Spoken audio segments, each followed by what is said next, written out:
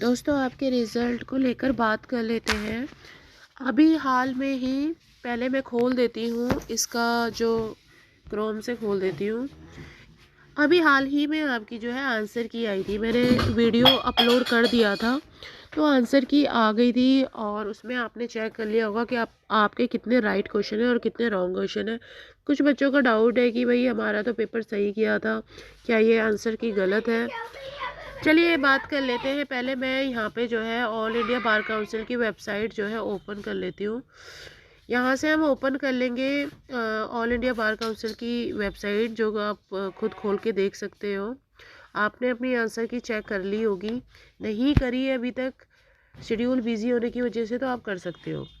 यहाँ पे साफ साफ लिखा हुआ है कि we are place to inform you answer की के लिए। रिज़ल्ट के बारे में भी बात करते हैं और आपको बताती हूँ रिज़ल्ट के बारे में क्या फ़ैक्ट है। यहाँ से पहले आंसर की के बारे में थोड़ा सा बात कर लेते हैं। डाउनलोड अगेन मैंने पहले भी देख ली थी, तो यहाँ से वन ड्राइव से मैं ओपन कर लेती हूँ। इसमें ABCD जो भी आपके पास सेट था वो सब आपने मिलान कर दिया होगा, लेकिन इसमें देखिए कोई भी क्वेश्चन डिलीट नहीं हुआ है इस बार, और यही फाइनल आंसर की है। ठीक है, ये कह नहीं सकते अभी। ठीक है, अगर इसमें राइट क्वेश्चन है, क्योंकि ज़्यादा डीप में आप लोग हैं क्योंकि आप पेपर दे के आए हैं तो आपको पता होगा कि क्वेश्चंस राइट है या रॉन्ग है। लेकिन इसको अभी फाइनल आंसर की नहीं कह सकते हैं। 1% में भी दोबारा से अपलोड करी जाएगी और हो सकता है जहाँ जहाँ आप फंसे हुए हो वो निकल सकते हैं क्वेश्चन, लेकिन ऐसा भी कुछ नहीं है, सिर्फ ये एक अनुमान है। ठीक है, अब कर लेते हैं आपके रिज़ल्ट के बारे में बात। देखिए फ्रेंड्स, रिज़ल्ट इसके बाद एक ऑब्जेक्शन के लिए एक विंडो ओपन होगी जिसमें आप अपने ऑब्जेक्शंस क्रिएट कर सकते हैं, और जिन जिन क्वेश्चंस में, जैसे कि इस तरीके से आप लिख सकते हैं। सपोज 50वां क्वेश्चन है तो 50वां क्वेश्चन यहाँ पे आप सेट ए की बात करें हम, ये रहा। तो 50वें क्वेश्चन में आप देखिए बी है 50वें का आंसर, लेकिन अगर आपको लगता है कि आपका आंसर ए है 50 का, तो आप वहाँ पे ऑब्जेक्शन में ये डाल सकते हैं कि हमारा 50 का ए राइट है और आपकी आंसर की में बी है। ठीक है, या फिर इस तरीके से डाल सकते हैं कि हम 50 का बी पे सर्कल करके आए हैं OMR शीट में, लेकिन उसके जो है नंबर उस हिसाब से जुड़ नहीं रहे। मतलब कुछ भी, कोई भी प्रॉब्लम हो सकती है क्योंकि पेपर आप करके आए। तो इस तरीके से ऑब्जेक्शन के लिए एक विंडो ओपन होगा, वहाँ पे आप जो है अपनी आपत्तियाँ दर्ज कर सकते हैं। उसके बाद उसका जो रिज़ल्ट आएगा, वो रिज़ल्ट जो है आपके मेल के थ्रू आपको पता चल जाएगा। अगर उनको लगता है कि भाई वाकई में इस आंसर की में गलतियाँ हैं, तो वो दूसरी आंसर की अपलोड करेंगे। ठीक है, फाइनल आंसर की अपलोड करेंगे। ठीक है, अगर उनको लगता है कि हाँ भाई क्वेश्चंस के आंसर जो है वो गलत कर दिए गए हैं, जो ऑप्शन ABCD है वो गलत डाल दिए गए हैं। चलिए, ये तो रही आपकी आपत्तियों के बारे में बात कि किस तरीके से आप जो है डाल सकते हैं। सॉरी गाइज, मुझे जुकाम लगा हुआ है काफ़ी टाइम से और वो ठीक नहीं हो रहा है। और इसमें जो है आपके रिज़ल्ट जब आपकी विंडो खुल जाएगी इसने इन ऑब्जेक्शन को क्रिएट करने की, उसके बाद क्या होगा, फिर एक फाइनल आंसर की आएगी।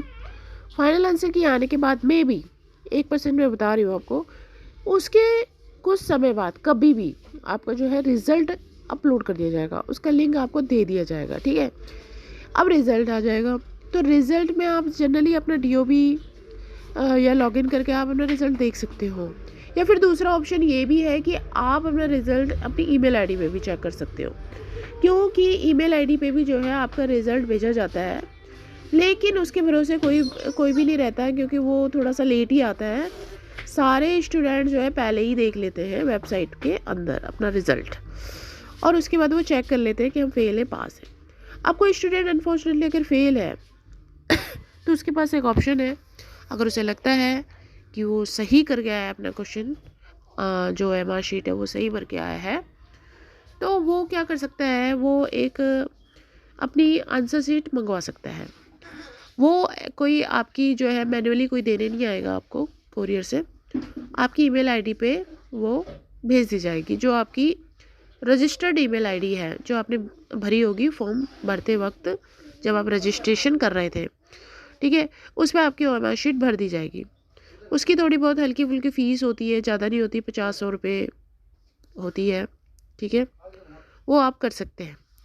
फिर आप अपनी अपनी आंसर की देख सकते हैं। अब उसमें जो है आप जो है मिलान कर सकते हैं फिर दोबारा आंसर की से जो फाइनल आंसर की होगी, क्योंकि उसमें जो है आपके नंबर तो लिखे नहीं होंगे, नंबर आपके कहीं भी नहीं लिखे होंगे, रिजल्ट में भी नहीं लिखे होंगे, ठीक है, फेल पास लिखा रहता है। और इसमें आप फिर मिलान कर सकते हैं कि हम कितने क्वेश्चन करके आए। अभी तक कोई भी कटौती नहीं हुई है, नंबरों में कोई कटौती नहीं हुई है, 45 नंबरों में कोई कटौती नहीं हुई है सामान्य वर्ग के लिए। जो ओबीसी एससी वाले हैं 40 नंबरों में कोई कटौती नहीं हुई है। अभी तक जो हमारे सामने सीन है उसके हिसाब से तो कोई कटौती नहीं हुई है, क्योंकि आप खुद देख सकते हो, यहाँ पे आप चेक कर सकते हो, कहीं भी आपको दिखाई दे रहा हो डिलीट का ऑप्शन, कोई भी क्वेश्चन आप मेरे को एक यहाँ पे ढूंढ के दिखा दीजिए। अगर दिखता तो सेट ए में ही दिख जाता, क्योंकि सारे क्वेश्चन सेम ही है, बस सीरीज तो अलग है, ठीक है, एक भी क्वेश्चन डिलीट नहीं है। तो अभी तक क्या तो सीन ये है, आगे देखिए अगर कुछ होता है। अभी आप लोग जब विंडो, क्योंकि पहले आती है, पहले जो है आंसर की ऐसे आती है, उसके बाद अगर आपको जब विंडो ओपन होगी, जब आप आपत्ति दर्ज करोगे, आपकी बात में लगेगा कि भाई हाँ इस क्वेश्चन का ये वाला आंसर राइट है, तब जाके जो है आंसर की दूसरी अपलोड करी जाएगी। फाइनल आंसर की कई बार तो 2 से 3 बार भी लग जाता है, इसको रेक्टिफाई करते करते करते इनके एरर्स एक बार में कई बार डालते नहीं है, इस बार ऐसा कुछ किया नहीं है, ठीक है। तो ये देखिए यहाँ पे लिखा हुआ है, मैं आपको बता देती हूँ, यहाँ पे सिर्फ लिखा हुआ है कॉमन फॉर ऑल लैंग्वेजेस। ये तो ठीक है, कॉमन फॉर ऑल लैंग्वेज है, लेकिन यहाँ पे जो है दैट द या विच वाज द कंडक्टेड, यहाँ पे फाइनल आंसर की का रिजल्ट, फाइनल आंसर की का जो है कोई भी जिक्र नहीं किया गया है, सिर्फ यहाँ पे बोला गया है कि हमने ये जो है अपलोड कर दी है। इसके बाद देखिए क्या होता है, इसके ऊपर एक और लिंक खुल के आएगा, अभी एक आध दिन में एक और लिंक खुलेगा, उस पर विंडो पे आप अपनी आपत्ति दर्ज कीजिए, ठीक है। फिर रिज़ल्ट की बात जहाँ तक है, तो रिज़ल्ट उसके बाद कहीं जब आपका फाइनल टू फाइनल आपके आंसर की तैयार हो जाएगी, may be 1% I have doubt, तो उसके बाद जो है फिर दोस्तों रिज़ल्ट का ऑप्शन आएगा, क्योंकि काफ़ी सारे स्टूडेंट्स हैं जिनका जो है रिज़ल्ट बेकार आया है, अगर इस आंसर की के हिसाब से मैच करें तो, क्योंकि इस हिसाब से उनके 35 नंबर भी नहीं बैठ रहे हैं, किसी के 27 बैठ रहे हैं, किसी के 30 बैठ रहे हैं, किसी के 35 बैठ रहे हैं, किसी के 39 बैठ रहे हैं, किसी के 44 बैठ रहे हैं।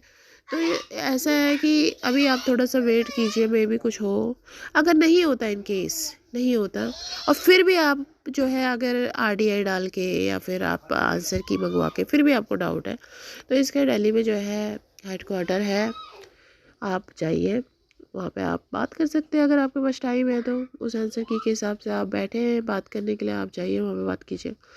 इसके अलावा इसमें कुछ नंबर्स दे रखे हैं, इसी वेबसाइट के अंदर आपको कुछ नंबर्स मिल जाएंगे, वहाँ पे जो है आप बात कर सकते हो, फ़ोन मिला के आप यहाँ पे कांटेक्ट कर सकते हो उनसे, और अगर नंबर बिजी जाए तो आप थोड़ी देर बाद फ़ोन कर सकते हैं, ठीक है।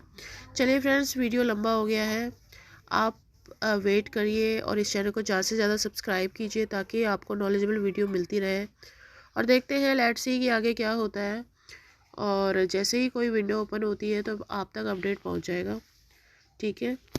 Thank you.